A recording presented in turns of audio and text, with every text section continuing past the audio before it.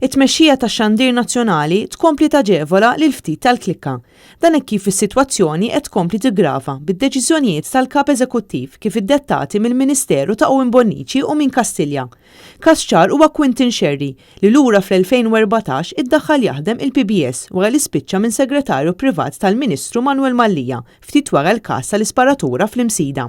F'temp ta' ftit iżjed minn 4 snin, Quintin Sherry ħar rekord ta' promozzjonijiet fejn dal-aħħar ingħaqad mal-lista twila ta' managers li hemm mal-PBS bħala New Generation Media Manager li nħolqos speċifikament għalih. Fis-sejħa l-applikazzjonijiet, il-PBS kien qal li New Generation Media Manager se jirrapporta direttament lil kap eżekuttiv Charles Dalli u se jkun responsabbli mit-tmexxija ta' negozji strateġiċi fih dan il-PBS.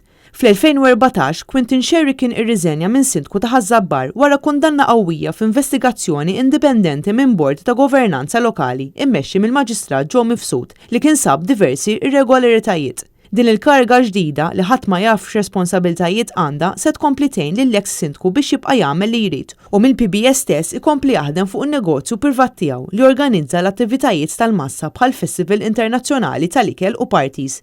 Jidher ukoll il-PBS bħalissa jinsab fi kriżi finanzjarja kbira li wassal li tmexxija tal-PBS biex għall-ewwel darba f'fatt kbir ta' snin ma jorganizzax attività li matula jniedi l-iskeda tal-programmi tal-ħarifa. Dan kollu jkompli jżid ma' diversi għajdut li bħalissa qed iseħħ ċaqliq kbir fil-Kamra tal-Aħbarijiet tal-Istazzjon Nazzjonali.